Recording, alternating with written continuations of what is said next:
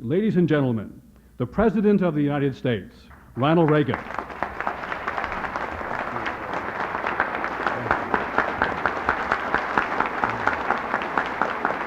Thank you.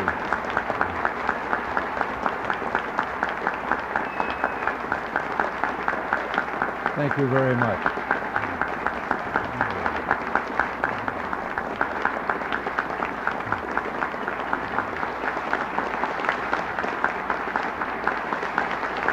Thank you very much.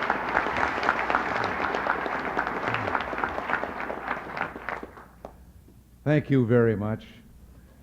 And Reverend clergy all, Senator Hawkins, distinguished members of the Florida Congressional Delegation, and all of you, I can't tell you how you have warmed my heart with your welcome. I'm delighted to be here today.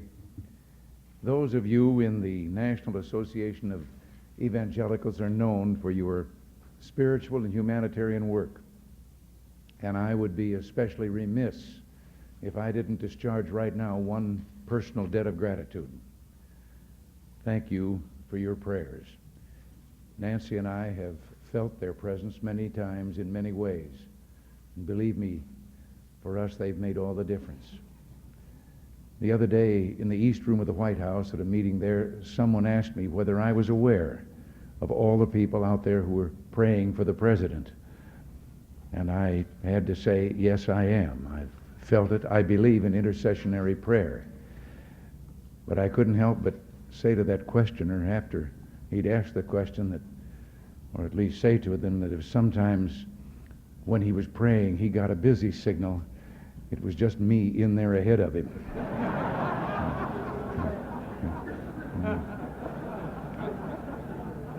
I think I understand how Abraham Lincoln felt when he said, "I have been driven many times to my knees by the overwhelming conviction that I had nowhere else to go." From the joy and the good feeling of this conference, I go to a political reception. Now,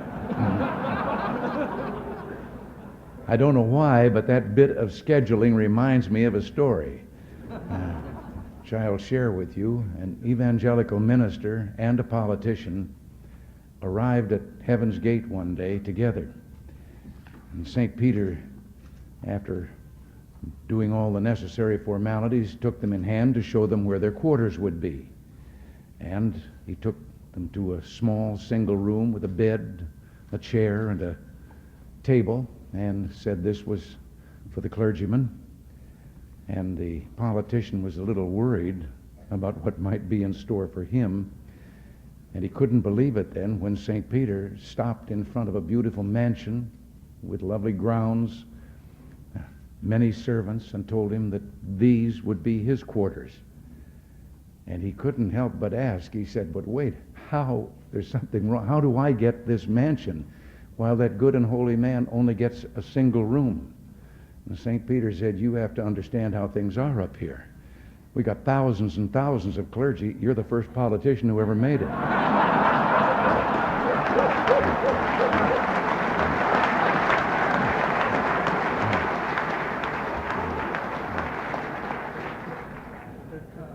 But I don't want to contribute to a stereotype. So I tell you, there are a great many God-fearing, dedicated, noble men and women in public life, present company included. And yes, we need your help to keep us ever mindful of the ideas and the principles that brought us into the public arena in the first place. The basis of those ideals and principles is a commitment to freedom and personal liberty that itself is grounded in the much deeper realization that freedom prospers only where the blessings of God are avidly sought and humbly accepted. The American experiment in democracy rests on this insight. Its discovery was the great triumph of our founding fathers, voiced by William Penn, when he said, "If we will not be governed by God, we must be governed by tyrants." Explaining the inalienable rights of men, Jefferson said, "The God who gave us life gave us liberty at the same time." And it was George Washington who said that of all the dispositions and habits which lead to political prosperity, religion and morality are indispensable supports. And finally, that shrewdest of all observers of American democracy, Alexis de Tocqueville, put it eloquently after he had gone on a search for the secret of America's greatness and genius. And he said, "Not until I went into the churches of America and heard her pulpits aflame with righteousness did I understand the greatness and the genius of America." America is good. And if America ever ceases to be good, America will cease to be great. Well, I'm pleased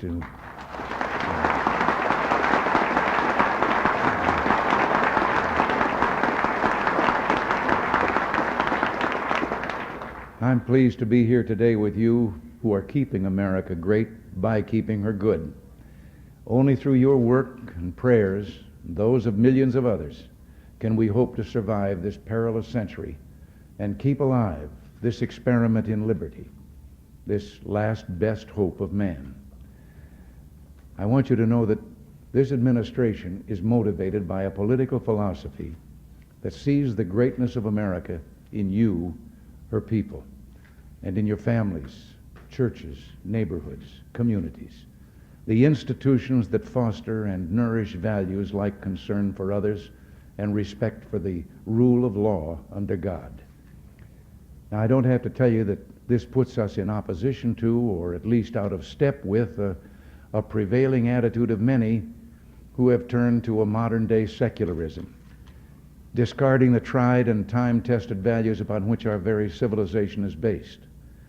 No matter how well-intentioned, their value system is radically different from that of most Americans. And while they proclaim that they're freeing us from superstitions of the past, they've taken upon themselves the job of superintending us by government rule and regulation. Sometimes their voices are louder than ours, but they are not yet a majority.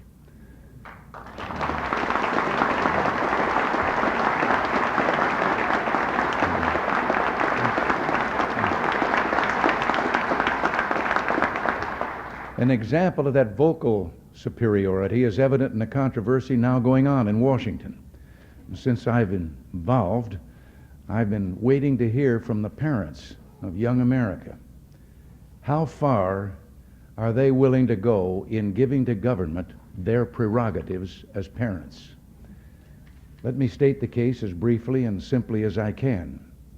An organization of citizens sincerely motivated, deeply concerned about the increase in illegitimate births and abortions involving girls well below the age of consent, some time ago established a nationwide network of clinics to offer help to these girls and hopefully alleviate this situation.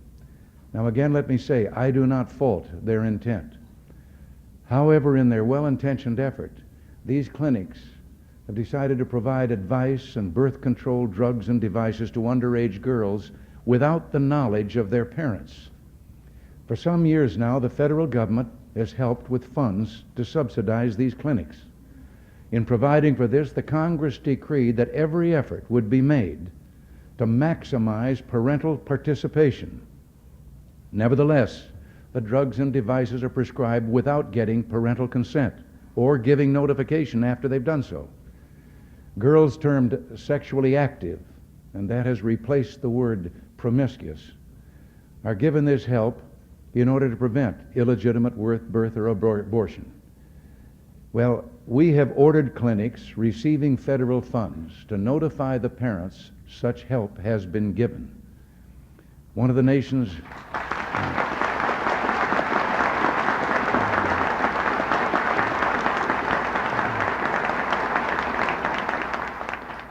nation's leading newspapers has created the term squeal rule in editorializing against us for doing this, and we're being criticized for violating the privacy of young people.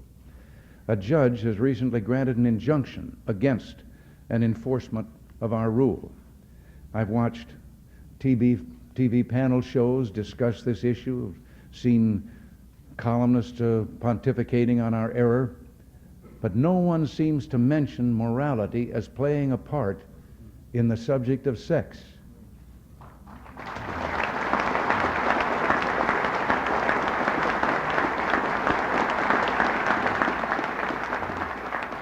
Is all of Judeo-Christian tradition wrong? Are we to believe that something so sacred can be looked upon as a purely physical thing with no potential for emotional and psychological harm? And isn't it the parents' right to give counsel and advice to keep their children from making mistakes that may affect their entire lives?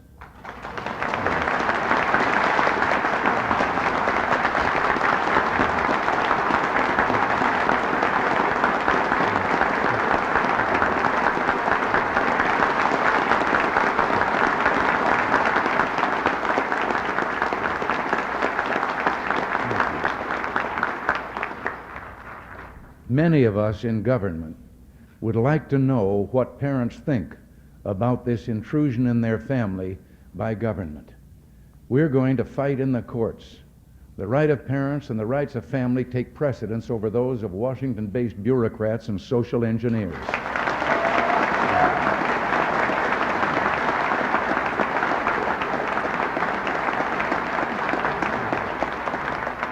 But the fight against parental notification is really only one example of many attempts to water down traditional values and even abrogate the original terms of American democracy. Freedom prospers when religion is vibrant and the rule of law under God is acknowledged.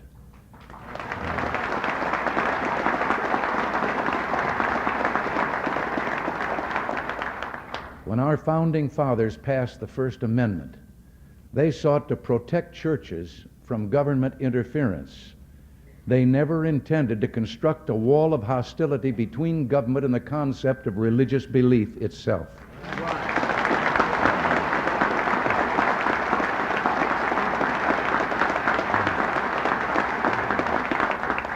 The evidence of this permeates our history and our government. The Declaration of Independence mentions the Supreme Being no less than 4 times. In God We Trust is engraved on our coinage. The Supreme Court opens its proceedings with a religious invocation, and the members of Congress open their sessions with a prayer. I just happen to believe the school children of the United States are entitled to the same privileges as Supreme Court justices and congressmen.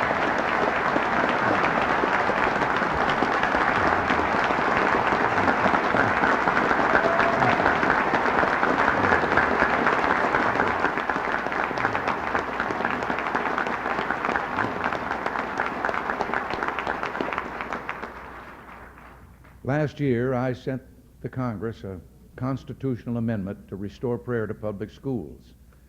Already this session, there's growing bipartisan support for the amendment, and I am calling on the Congress to act speedily to pass it and to let our children pray.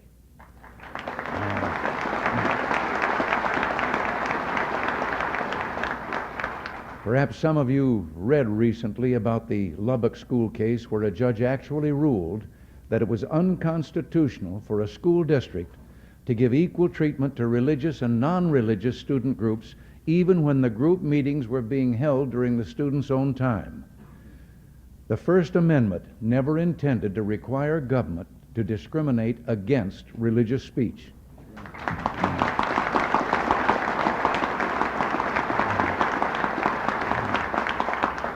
Senators Denton and Hatfield have proposed legislation in the Congress on the whole question of prohibiting discrimination against religious forms of student speech. Such legislation could go far to restore freedom of religious speech for public school students. And I hope the Congress considers these bills quickly, and with your help, I think it's possible we could also get the constitutional amendment through the Congress this year.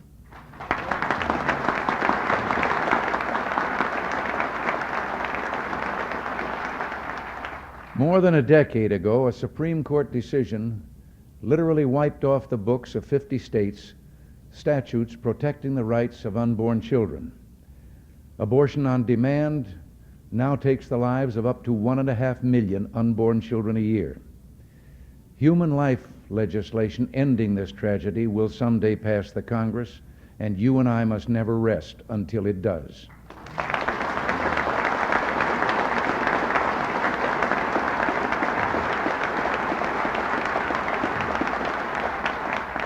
unless and until it can be proven that the unborn child is not a living entity, then its right to life, liberty, and the pursuit of happiness must be protected.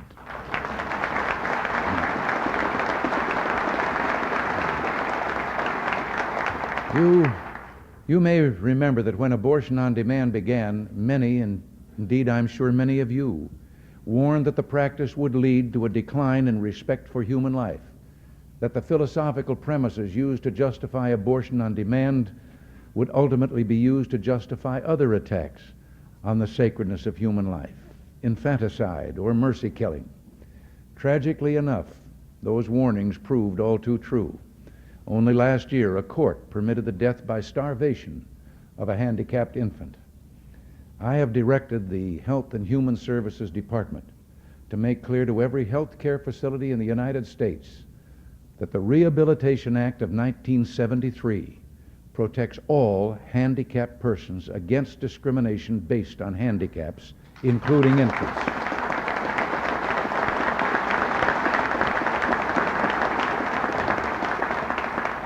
And we have taken the further step of requiring that each and every recipient of federal funds who provides health care services to infants must post and keep posted in a conspicuous place a notice stating that discriminatory failure to feed and care for handicapped infants in this facility is prohibited by federal law. It also lists a 24-hour toll-free number so that nurses and others may report violations in time to save the infant's life.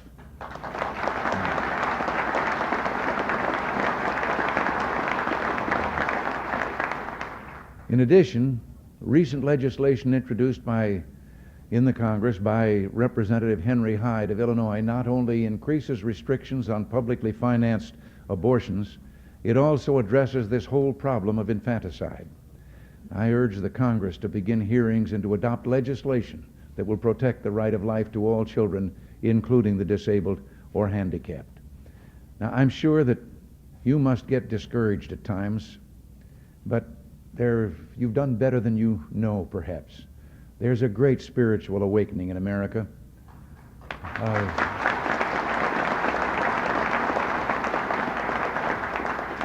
A renewal of the traditional values that have been the bedrock of America's goodness and greatness. One recent survey by a Washington-based research council concluded that Americans were far more religious than the people of other nations. 95% of those surveyed expressed a belief in God, and a huge majority believed the Ten Commandments had real meaning in their lives. And another study has found that an overwhelming majority of Americans disapprove of adultery, teenage sex, pornography, abortion, and hard drugs. And this same study showed a deep reverence for the importance of family ties and religious belief.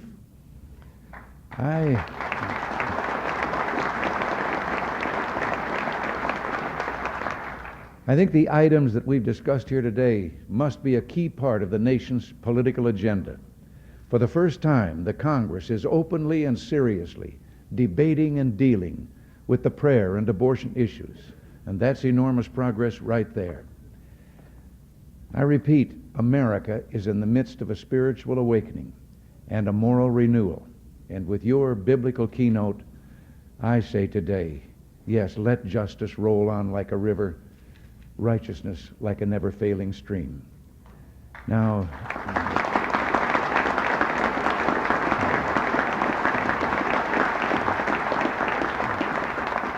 obviously, much of this new political and social consensus I've talked about is based on a positive view of American history, one that takes pride in our country's accomplishments and record.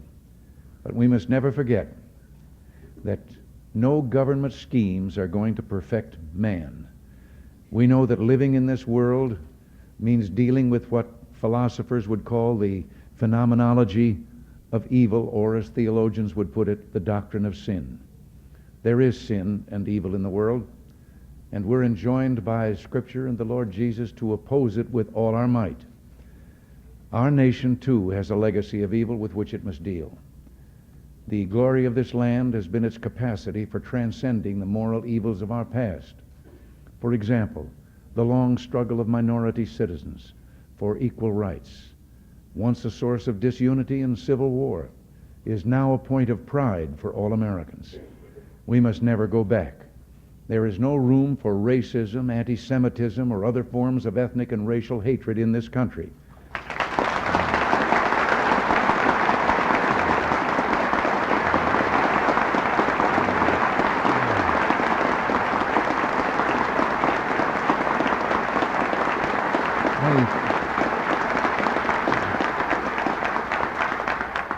I know that you've been horrified, as have I, by the resurgence of some hate groups preaching bigotry and prejudice.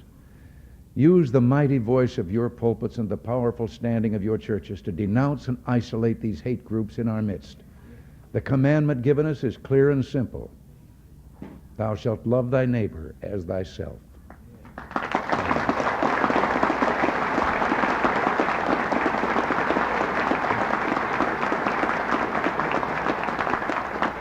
But whatever sad episodes exist in our past, any objective observer must hold a positive view of American history, a history that has been the story of hopes fulfilled and dreams made into reality.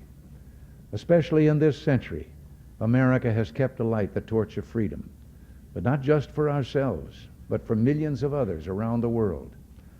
And this brings me to my final point today. During my first press conference as president, in answer to a direct question, I pointed out that as good Marxist-Leninists, the Soviet leaders have openly and publicly declared that the only morality they recognize is that which will further their cause, which is world revolution. I think I should point out I was only quoting Lenin, their guiding spirit, who said in 1920 that they repudiate all morality that proceeds from supernatural ideas, that's their name for religion, or ideas that are outside class conceptions.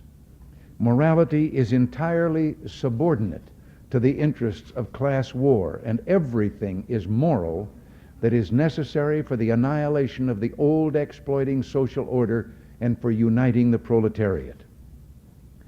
Well, I think the refusal of many influential people to accept this elementary fact of Soviet doctrine illustrates an historical reluctance to see totalitarian powers for what they are. We saw this phenomenon in the 1930s. We see it too often today. This doesn't mean we should isolate ourselves and refuse to seek an understanding with them. I intend to do everything I can to persuade them of our peaceful intent, to remind them that it was the West that refused to use its nuclear monopoly in the 40s and 50s for territorial gain, and which now proposes 50% cut in strategic ballistic missiles and the elimination of an entire class of land-based intermediate-range nuclear missiles.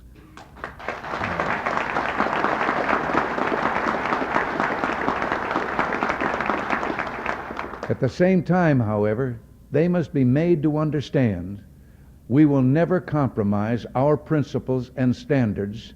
We will never give away our freedom. We will never abandon our belief in God.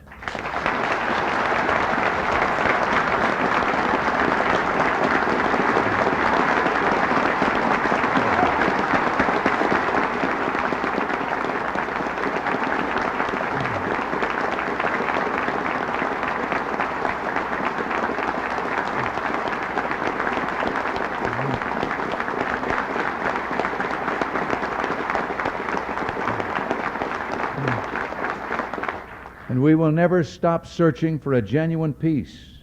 But we can assure none of these things America stands for through the so-called nuclear freeze solutions proposed by some. The truth is that a freeze now would be a very dangerous fraud, for that is merely the illusion of peace. The reality is that we must find peace through strength. I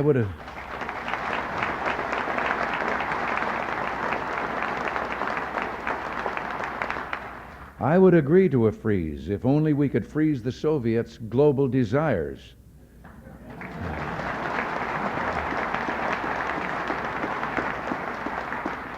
A freeze at current levels of weapons would remove any incentive for the Soviets to negotiate seriously in Geneva and virtually end our chances to achieve the major arms reductions which we have proposed. Instead, they would achieve their objectives through the freeze. A freeze would reward the Soviet Union for its enormous and unparalleled military buildup. It would prevent the essential and long overdue modernization of United States and Allied defenses and would leave our aging forces increasingly vulnerable. And an honest freeze would require extensive prior negotiations on the systems and numbers to be limited and on the measures to ensure effective verification and compliance. And the kind of a freeze that has been suggested would be virtually impossible to verify. Such a major effort would divert us completely from our current negotiations on achieving substantial reductions.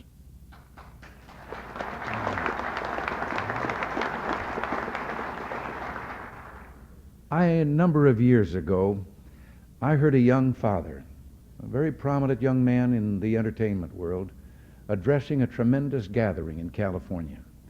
It was during the time of the Cold War, and communism and our own way of life were very much on people's minds, and he was speaking to that subject.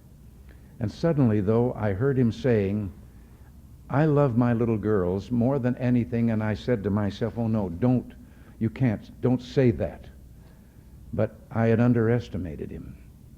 He went on, "I would rather see my little girls die now, still believing in God, than have them grow up under communism and one day die no longer believing in God."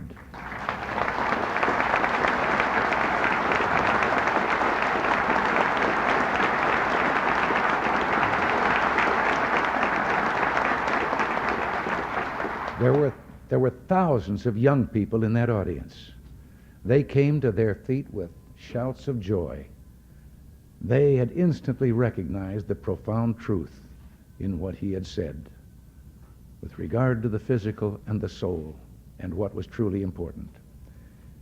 Yes, let us pray for the salvation of all of those who live in that totalitarian darkness. Pray they will discover the joy of knowing God. But until they do, let us be aware that while they preach the supremacy of the state, declare its omnipotence over individual man, and predict its eventual domination of all peoples on the earth, they are the focus of evil in the modern world. It was C.S. Lewis who, in his unforgettable Screwtape letters, wrote, "The greatest evil is not done now in those sordid dens of crime that Dickens loved to paint.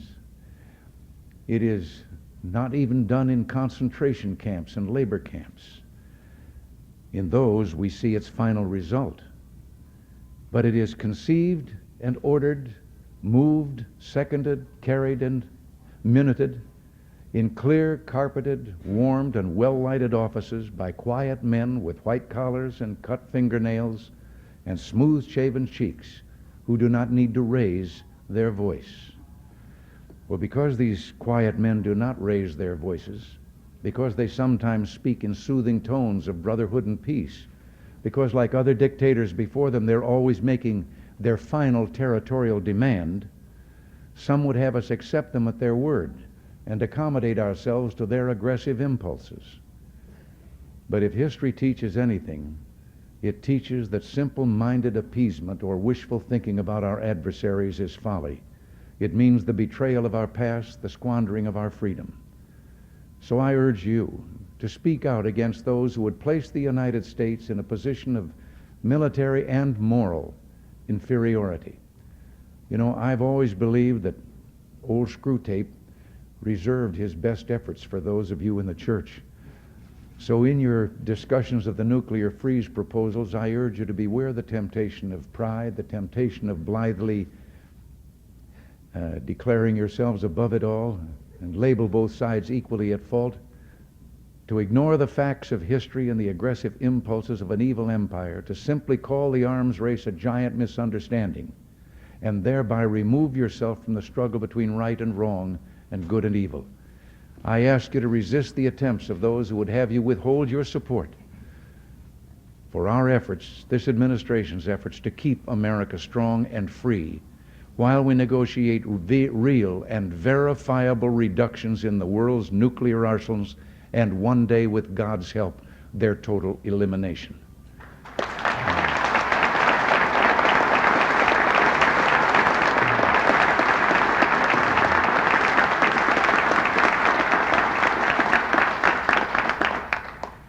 While America's military strength is important, let me add here that I've always maintained that the struggle now going on for the world will never be decided by bombs or rockets, by armies or military might.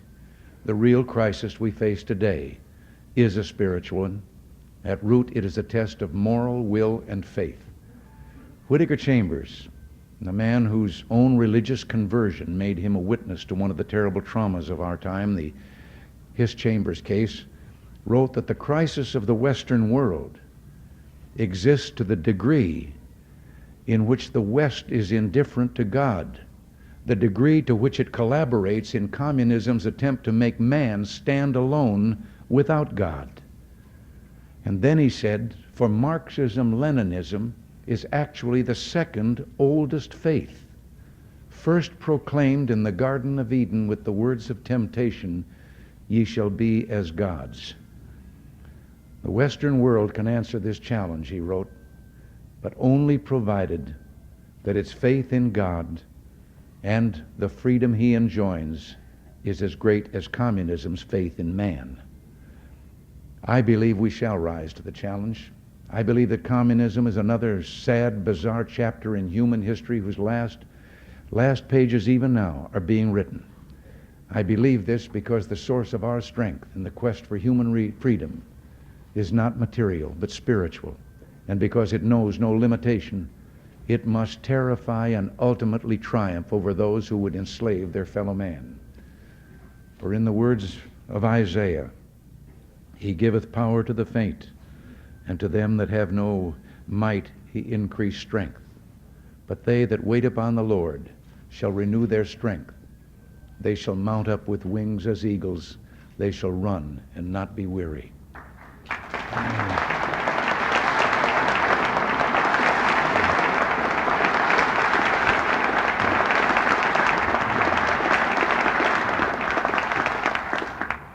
Yes, change your world. One of our founding fathers, Thomas Paine, said, we have it within our power to begin the world over again. We can do it, doing together what no one church could do by itself. God bless you, and thank you very much.